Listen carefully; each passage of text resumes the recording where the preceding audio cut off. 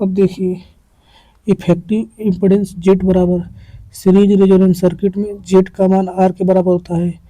Parallel resonance circuit में effective impedance Z बराबर यल बटा के सी इंटू आर, जेड बराबर यल बटा के आर सी।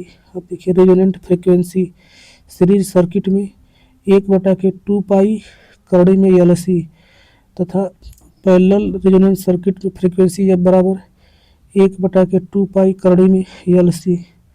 अब देखिए क्वालिटी फैक्टर का फार्मूला सीरीज रेजोनेंस सर्किट में 1/r गुणे के करड़ी में यल बटा के सी अथवा ओमेगा 0 यल बटा के आर अथवा 1/ओमेगा 0 RC तथा क्वालिटी फैक्टर पैरेलल सर्किट में आर बटा के करड़ी में यल बटा के सी अथवा आर बटे के ओमेगा 0 यल अथवा ओमेगा 0 RC होता है। अब देखिए मतलब quality factor resonance series circuit में 1/ओमेगा RC तथा अब देखिए पैरेलल सर्किट में ओमेगा 0 इंटू RC होता है। अब देखिए सेलेक्टिविटी सीरीज में हाई होता है, suitable for application requiring narrow bandwidth. अब देखिए पैरेलल सर्किट में selectivity moderate broader bandwidth compare to series resonance. अब देखिए बैंडविड्थ डेल्टा एफ बराबर F0 बटा के Q, narrower bandwidth with higher Q. अब देखिए डेल्टा एफ बराबर F0 बटा के Q, wider bandwidth with lower Q. अब देखिए circuit behaviour series resonance circuit acts as an acceptor circuit allows signals at resonant frequency to pass. Parallel resonance circuit acts as a rejector circuit blocks signals at resonant frequency. अब देखिए applications series resonance circuit used in tuning circuit accelerator and voltage amplifier.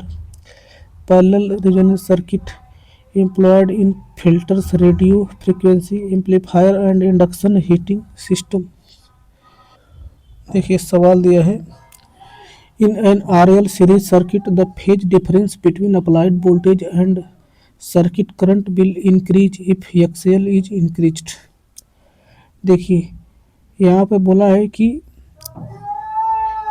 Phi जो कि voltage और circuit current के बीच का phase difference है वह कब बढ़ेगा। तो देखिए कुछ लड़के करते हैं जानते हैं कि कास फाई बराबर होता है R बटे के जेड, तो बोल देंगे कि जब रेजिस्टेंस बढ़ेगा तो फाई बढ़ेगा, लेकिन तो ये एकदम गलत है।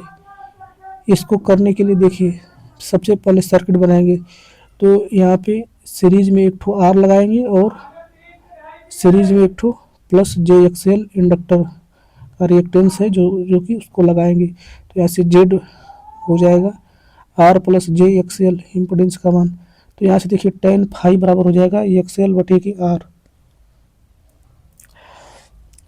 tan फाई बराबर होता है इमेजिनरी बटा के रियल, बोले तो XL बटा के R हो जाएगा, यानी कि फाई बराबर हो जाएगा tan इनवर्स XL बटे के R। तो देखिए अब यहाँ से यदि XL यानी इंडक्टिव रिएक्टेंस को यदि बढ़ाएंगे तो फाई का मान बढ़ेगा, अथवा जो नीचे रेजिस्टेंस R है उसको घटाएंगे तो फाई का मान बढ़ेगा। मतलब कि यदि यहाँ पे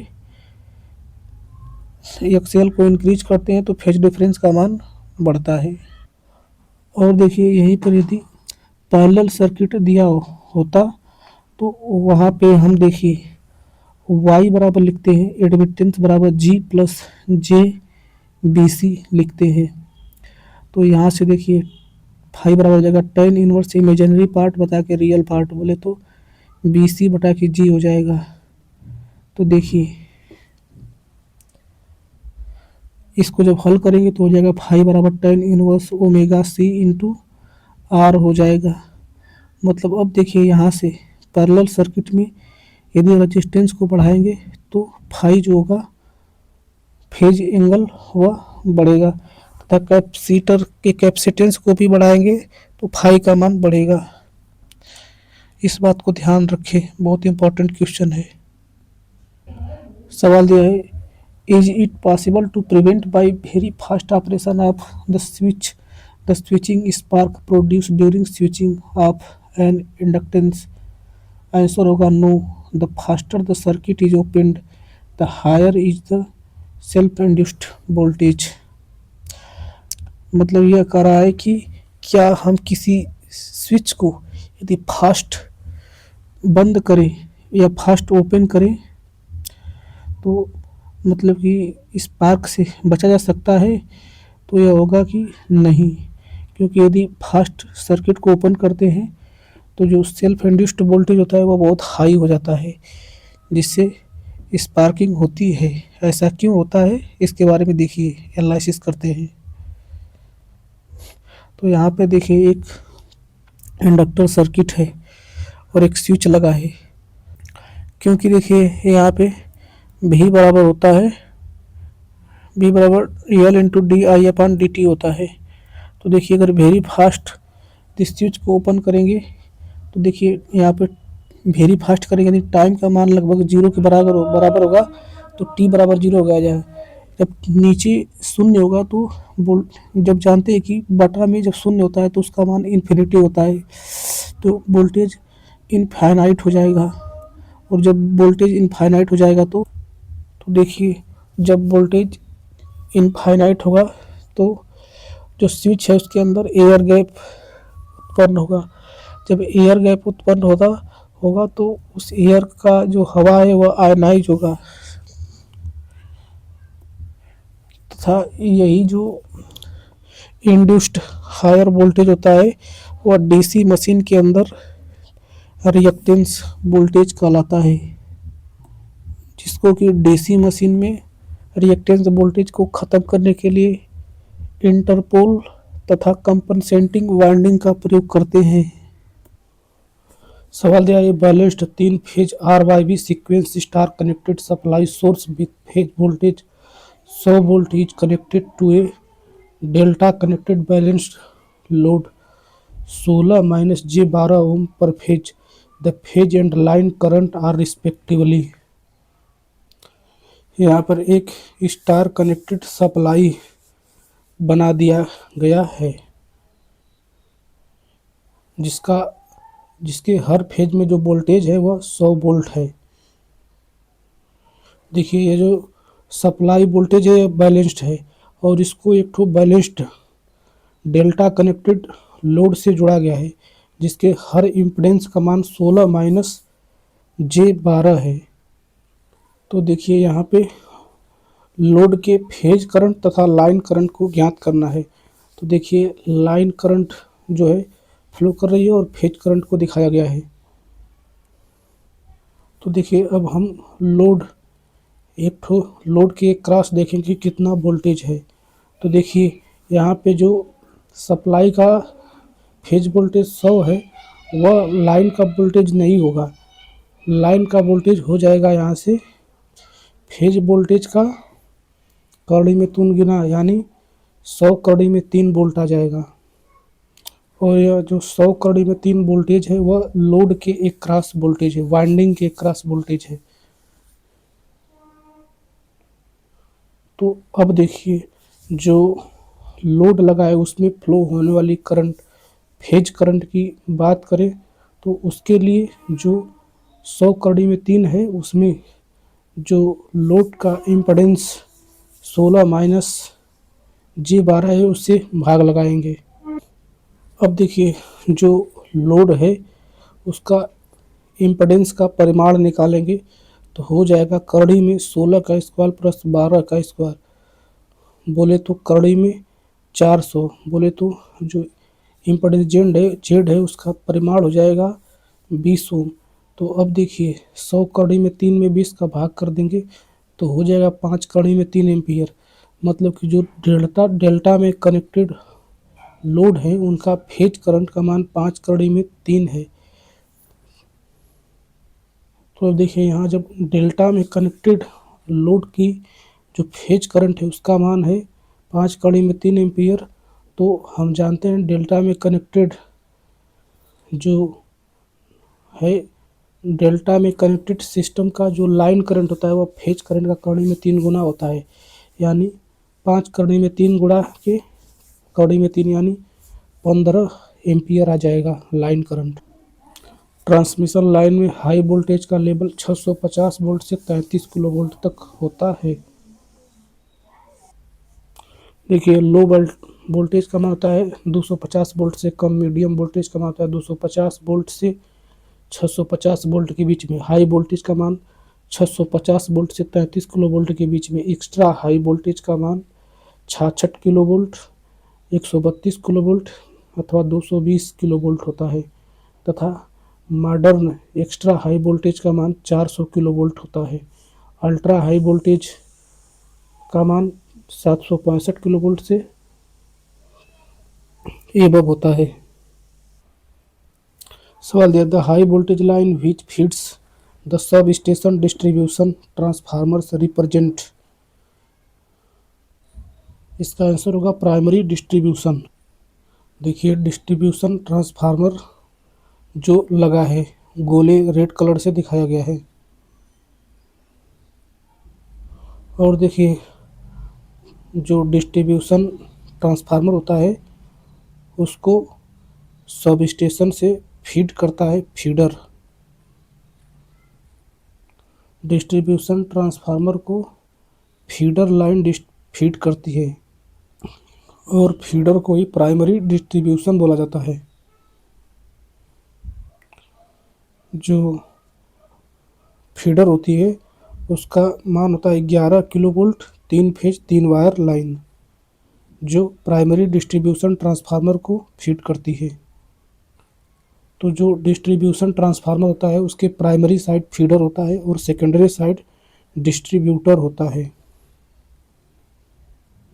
तो देखिए यहाँ पे यह डिस्ट्रीब्यूशन ट्रांसफार्मर है जिसके प्राइमरी साइड पर 11 किलो वोल्ट का फीडर है तथा सेकेंडरी साइड पर डिस्ट्रीब्यूटर है। Limit of voltage variation I E rule 54। Low voltage अथवा मीडियम वोल्टेज लगभग 650 वोल्ट के अंडर में रहता है तथा देखिए इसका जो वोल्टेज वेरिएशन ±6%, मतलब कि 6% ज़्यादा तथा 6% कम हो सकता है। अब देखिए हाई वोल्टेज इसका मान लगभग 600 वोल्ट 650 वोल्ट से लगाए 33 किलो वोल्ट तक होता है। देखिए इसका वोल्टेज वेरिएशन 6% ज़्यादा बढ़ सकता है तथा 9% कम हो सकता है। अब देखिए एक्स्ट्रा हाई वोल्टेज या 33 किलो वोल्ट से ऊपर वाले वोल्टेज होते हैं। देखिए यहाँ पे वोल्टेज वेरिएशन मतलब कि 10% ज़्यादा हो सकता है तथा 12.5% कम हो सकता है। अतः यहाँ पर दिया सवाल, अतिरिक्त वोल्टेज के मामले में घोषित आपूर्ति वोल्टेज क्रमशः उच्चतर पक्ष पर 10% से ज़्यादा तथा निम्नतम पक्ष पर 12.5% से ज़्यादा परिवर्तित नहीं होना चाहिए। करंट और पावर फैक्टर का रिलेशन यह होता है कि पावर बराबर होता है कड़ी में 3 VL IL cos फाई होता है। IL बराबर हो जाएगा P बटा के कड़ी में 3 VL cos फाई, मतलब कि जो IL है वह VL के व्युत्क्रमानुपाती है तथा IL cos फाई के भी व्युत्क्रमानुपाती है, पावर फैक्टर के भी व्युत्क्रमानुपाती है।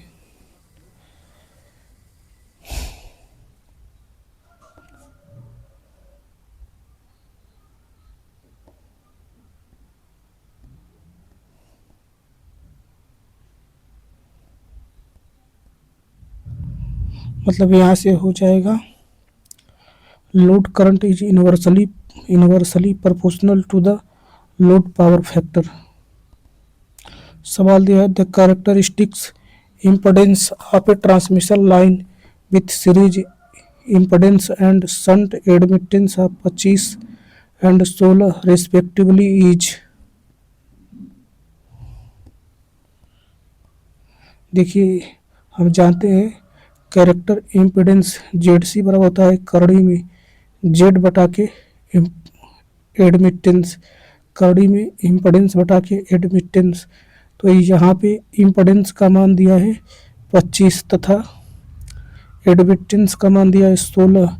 तो हो जाएगा कैरेक्टरिस्टिक्स इम्पीडेंस जेड बराबर करड़ी में 25 बटा के 16 बोले तो 5 बटा के 4 बोले तो 1.25 ओम।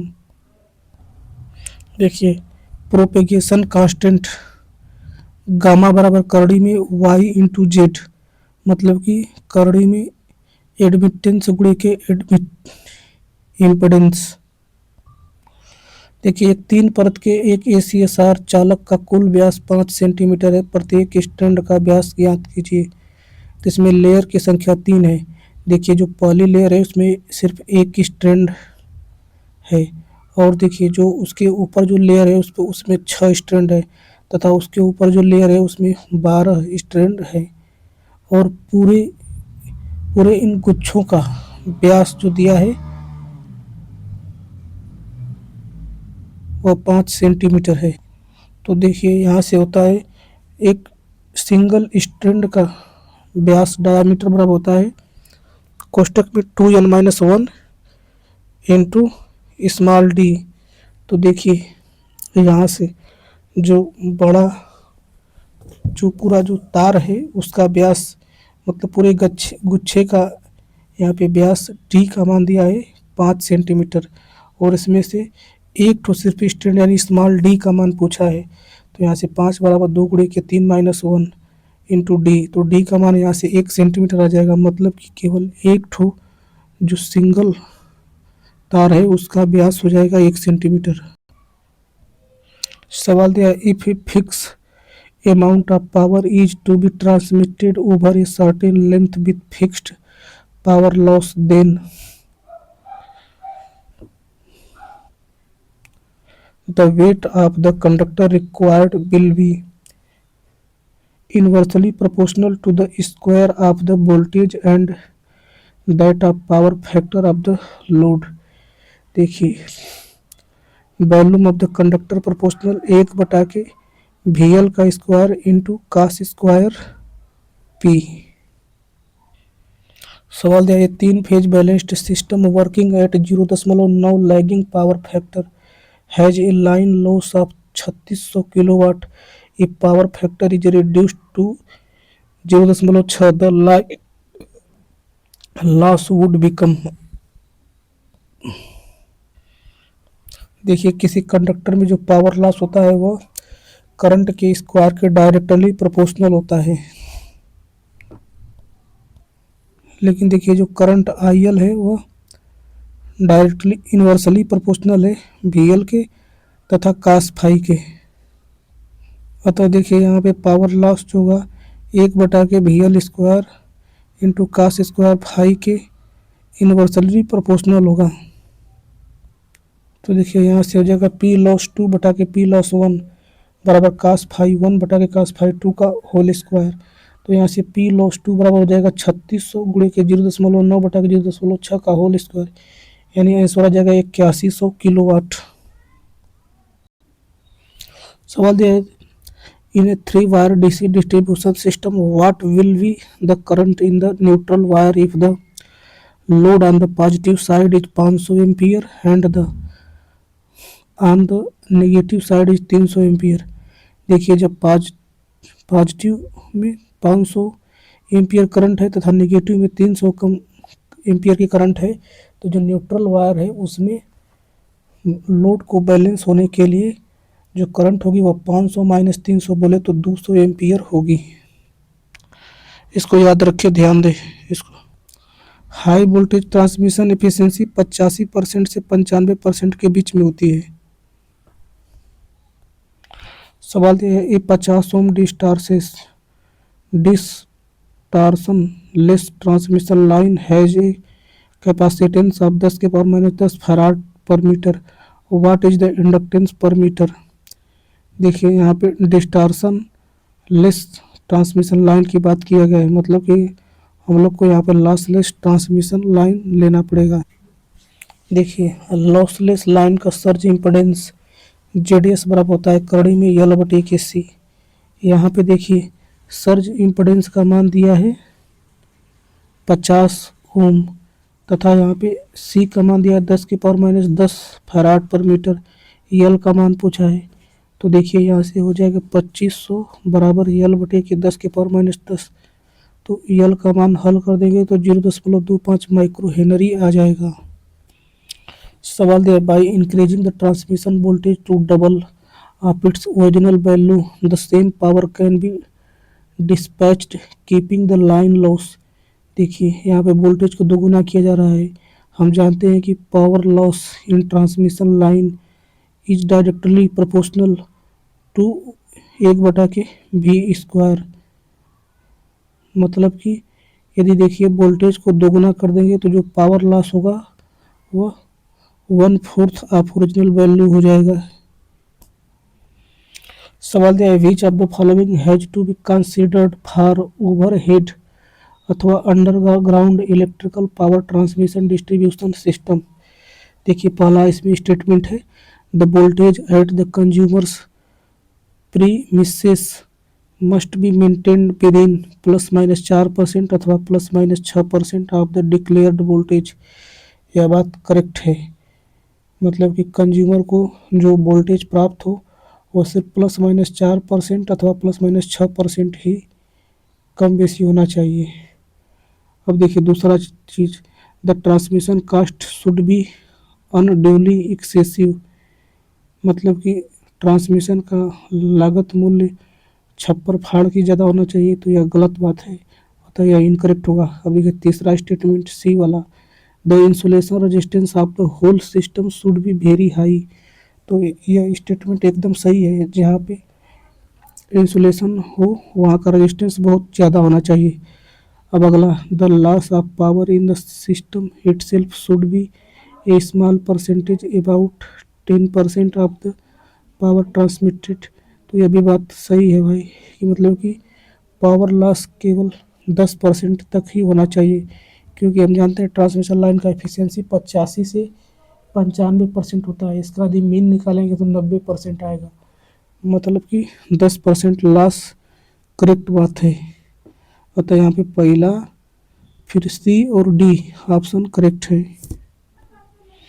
एक सवाल दिया है single phase transmission line transmitting 1100 kilo watt power at 11 kilo volt and at unity power factor if it has a total resistance of 5 ohm what is the efficiency of transmission line.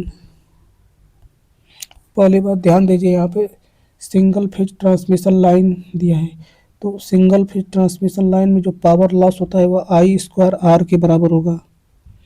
अब बोला है कि transmission line is transmitting 1100 kilo watt power. मतलब कि receiving end पे 1100 kilo वाट का जो power है वो पहुंचा तो PR बराबर हो जाएगा 1100 किलो वाट तथा यह जो रिसीविंग पावर है PR बराबर हो जाएगा VI cos फाई के हो जाएगा। तो देखिए यहाँ पे वोल्टेज दिया है 11 किलो वोल्ट तथा cos फाई का मान दिया है यूनिटी मतलब 1 दिया है। देखिए यहाँ पे सिंगल फेज ट्रांसमिशन लाइन है इसलिए यहाँ पे यूनिटी यहाँ पे करड़ी में 3 का कोई मतलब नहीं होता। यदि 3 फेज लाइन होता तो वहाँ पे करड़ी में 3 का पंगा होता। देखिए यहाँ से करंट का मान हो जाएगा 1100 बटा के 11 किलो वोल्ट बोले तो 100 एम्पियर आ जाएगा करंट का मान। देखिए चूँकि यह सिंगल फेज ट्रांसमिशन लाइन है तो अब P लॉस बराबर हो जाएगा 100 का स्क्वायर गुणे के 5 बोले तो 50 kilo watt. Power loss 50 kilo watt हो जाएगा। देखिए तो इसका जो हो जाएगा इस इफिशियंसी बराबर हम जानते हैं कि रिसीविंग पावर बटा के receiving power plus loss power गुणे के 100। तो देखिए यहाँ से रिसीविंग पावर 1100 किलो वाट है तो 1100 बटा के 1100 प्लस 50 गुणे के 100 इसका मान हो जाएगा आंसर 95.6% इफिशियंसी लगभग। 66 kilo volt is suitable for transmission of power over 60 kilometre. एक मोस्ट इकोनॉमिकल ट्रांसमिशन वोल्टेज का फार्मूला होता है, इसको ध्यान में रखें। V बराबर होता है 5.5 कड़ी में length of transmission line in kilometre plus single phase power.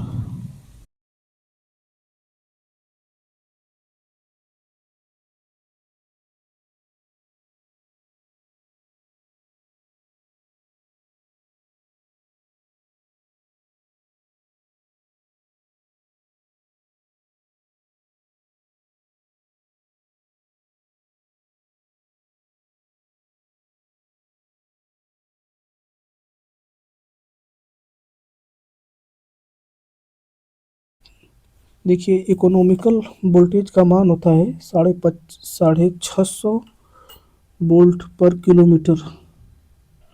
सवाल दिया है in an AC current carrying conductor the skin effect increases with the increase in diameter of the conductor and increase with the increase in frequency। देखिए AC current carrying conductor में जो देखिए यदि diameter बढ़ेगा conductor का तब भी जो स्किन इफेक्ट है वो बढ़ेगा, तथा जब फ्रीक्वेंसी बढ़ेगा तब भी स्किन इफेक्ट बढ़ेगा। स्क्रीन स्किन इफेक्ट प्रोपोर्शनल होता है करड़ी में पाई गुणे एफ गुणे म्यू गुणे सिग्मा। देखिए यहाँ पे म्यू परमिएबिलिटी है, मतलब कि यदि परमिएबिलिटी बढ़ेगी तब भी स्किन इफेक्ट बढ़ेगा। और सिग्मा जो कि सिग्मा यहाँ पे कंडक्टिविटी है, मतलब यदि कंडक्टिविटी बढ़ेगा तब भी स्किन इफेक्ट बढ़ेगा। सवाल दे which of the following system is used in the secondary transmission of electric power. तो यहाँ हो जाएगा 33 किलो वोल्ट। देखिए प्राइमरी डिस्ट्रीब्यूशन अथवा फीडर में यूज करते हैं 11 kilo volt 3 phase 3 wire system. देखिए जो सेकेंडरी डिस्ट्रीब्यूशन होता है इसमें दो प्रकार चल के होते हैं। पहला देखिए एक होता है 3 फेज के लिए 415 वोल्ट 3 फेज 4 वायर, तथा सिंगल फेज के लिए 240 volt single phase 2 wire system. देखिए 415 वोल्ट यदि लाइन वोल्टेज है तो 240 वोल्ट जो होगा वो फेज वोल्टेज होगा। एक फैक्ट को ध्यान में रखे, दी लाइन वोल्टेज 400 है तो फेज वोल्टेज का मान 230 वोल्ट आएगा। यदि लाइन वोल्टेज 415 वोल्ट है तो फेज वोल्टेज 240 वोल्ट आ जाएगा। सवाल दिया the maximum efficiency in the transmission line of bulk AC power will be achieved when the power factor of the load is slightly less than unity leading। बोला है maximum efficiency AC transmission में कब प्राप्त होगा, तो जब जो power factor है वो यूनिटी से थोड़ा सा कम हो और लीडिंग नेचर का हो। देखिए यहाँ पे लीडिंग पावर फैक्टर का मतलब कि यहाँ पे कैपेसिटिव होगा पावर फैक्टर। देखिए कैपेसिटिव के केस में जो होता है कैपेसिटिव इफेक्ट ज़्यादा होगा, इंडक्टिव इफेक्ट बहुत कम होगा, जिसकी वजह से पावर लॉस घट जाएगा। मतलब हम जानते हैं कि जो होता है एक्सएल जो होता है वो पॉजिटिव होता है जे एक्सएल, तथा जो इंडक्टर होता है वह माइनस जे एक्स सी होता है।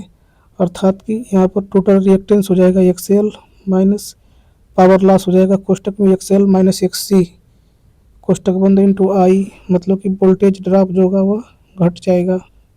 मतलब कि यूनिटी पावर फैक्टर से थोड़ा सा कम, तथा यदि लीडिंग नेचर का रहेगा सिस्टम तो उसका पावर फैक्टर बढ़िया होगा।